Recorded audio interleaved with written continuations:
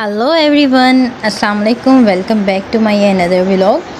आज की रेसिपी बड़ी ही शानदार झटपट सी रेसिपी है जिसे ट्राई करके आप सबको खुश करने वाले हैं। देखिए, सबसे पहले मैंने एक पैन के अंदर पानी बॉईल कर लिया। उसमें मैंने थोड़ा ऑयल और नमक डालकर जब पानी को बॉईल आ गया तो उसमें मैंने चावल ऐड कर दिए।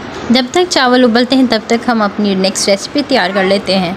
सबसे पहले मैंने एक कढ़ाई के अंदर ऑयल गर्म कर लिया। 3 अंडे लिए, उनको उसके ऊपर थोड़ा सा टर्मरिक पाउडर डालकर उनको अच्छी तरह बीट करने के बाद मैंने उसी ऑयल के अंदर उन्हें विस्क के साथ साथ जैसे जैसे मैं डालती गई वैसे वैसे मैं विस्क चलाती गई। इससे ये होगा कि आपके सारे के सारे अंडों के जितने भी रेशे हैं वो आपको हर बाइट में फील होंगे। उसके बाद मैंने इनको अलग कर लिया ऑयल से और इस ऑयल को मैंने कढ़ाई से बाहर निकाल दिया।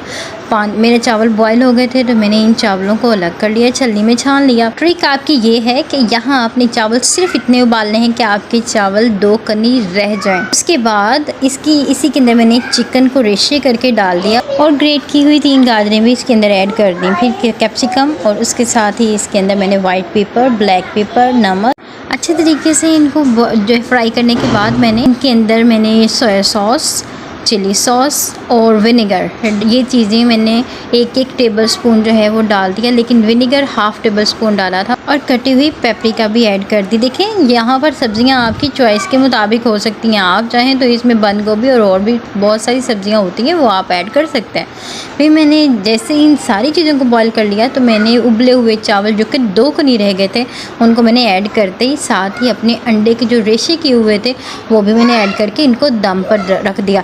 10 मिनट के बाद आपने दम से उतार लेना है और दम से उतारने के बाद इसको बहुत ही एहतियात के साथ आपने इसको स्टिर करना है। आज की रेसिपी कैसी लगी है कमेंट बॉक्स में ज़रूर बताइएगा। वीडियो अच्छी लगी हो तो थम्स अप दें और उसके साथ ही कमेंट, शेयर और सब्सक्राइब करते हुए जाइएगा। अल्लाह हाफिज़। मिलते हैं नेक्स्ट वीडियो में, तब तक इजाज़त दें और देख के बताइएगा कि आपको मेरी वीडियोज़ कैसी लगी हैं। Stay blessed and happy.